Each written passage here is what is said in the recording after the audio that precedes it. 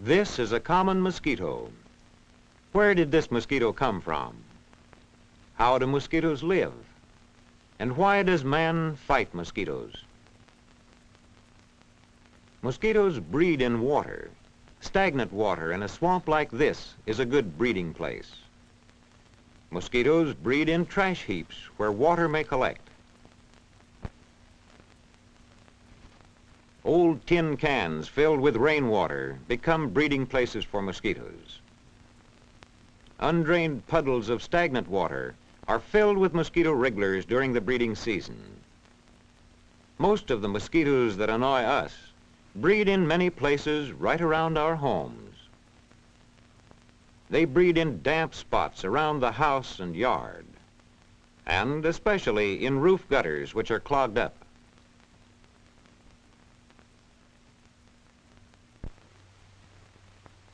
Mosquitoes even breed in such odd places as trees, where there are holes filled with rainwater.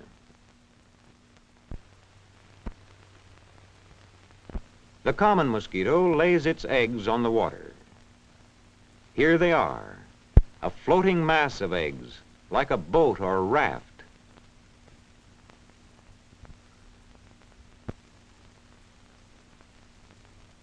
A raft of eggs of the common mosquito contains from 100 to 400 eggs. In warm weather, the eggs hatch in a day or so into larvae. The larvae squirm and pull free from the egg cases. The larvae come to the water surface to breathe. Each larva breathes through a tube called a siphon at the end of its body.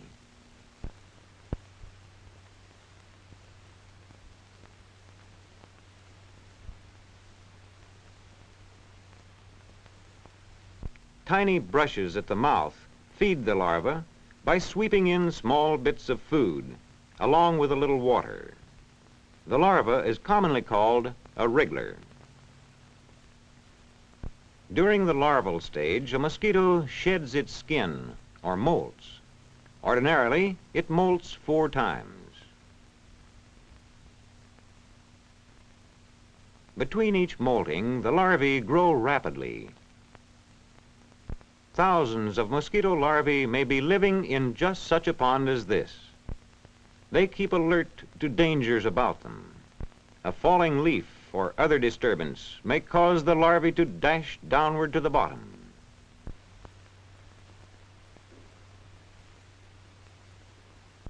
A sudden shadow over the water sends them wriggling to the bottom. But even then, they are not safe from this dragonfly nymph. The dragonfly is only one of many creatures that destroy mosquito larvae. If the larva escapes its enemies during the week or 2 of its larval stage, it begins its 4th molt.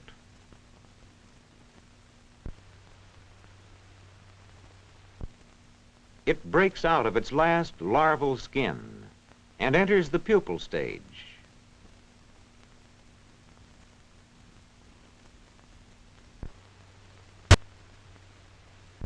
This change from one form to another is spoken of as metamorphosis.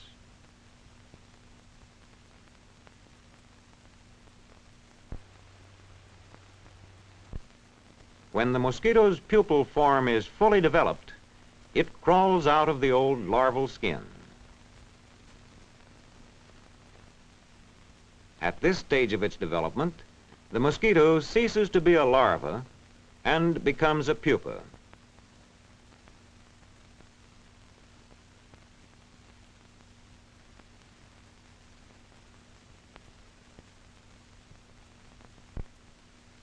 The pupa cannot eat. It breathes through 2 tubes on its back.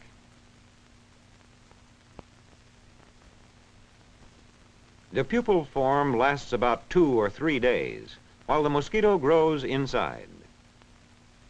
When it is fully developed, it takes in air and swells until it splits the pupal skin and comes out. Then it rests and breathes for a while as it gains strength. When it is strong enough, it flies away for something to eat.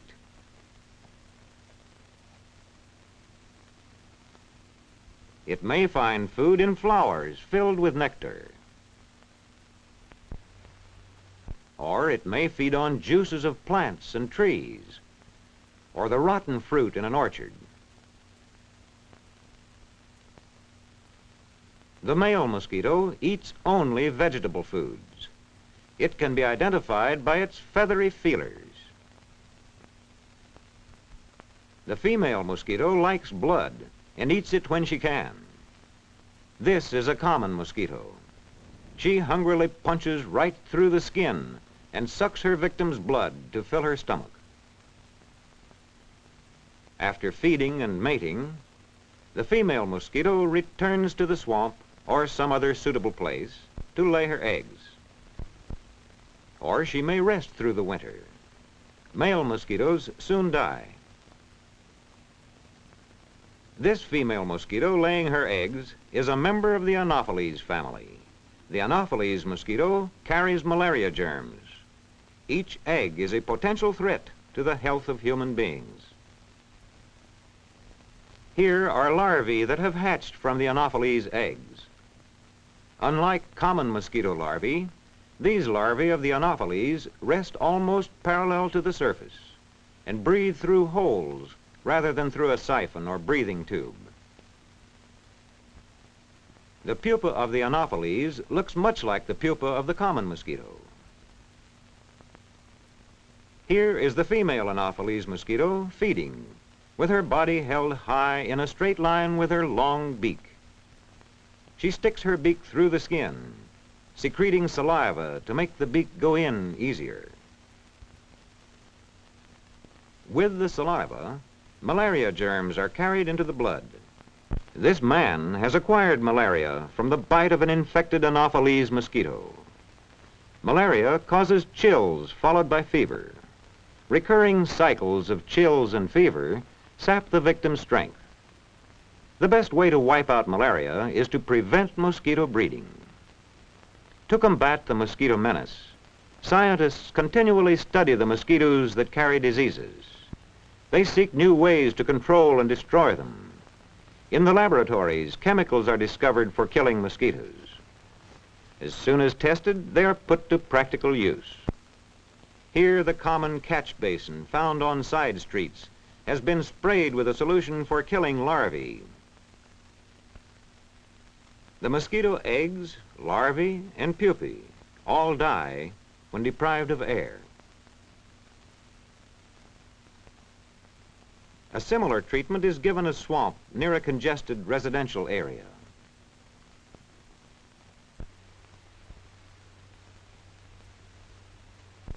The white fog produced by this machine contains a chemical that will kill adult mosquitoes as it drifts over their breeding places.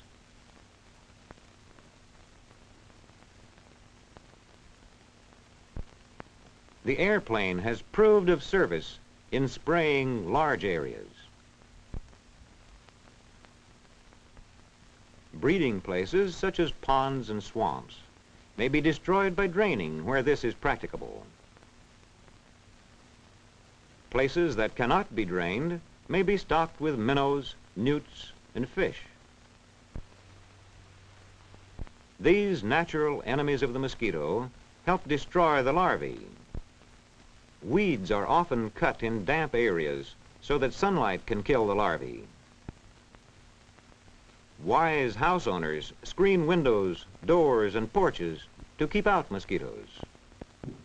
But despite our efforts, the mosquito's life cycle goes on. Female mosquitoes lay eggs.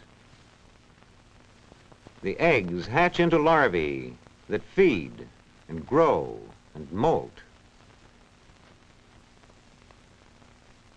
The larvae become pupae. Then, after a few days, the pupae become full-grown mosquitoes.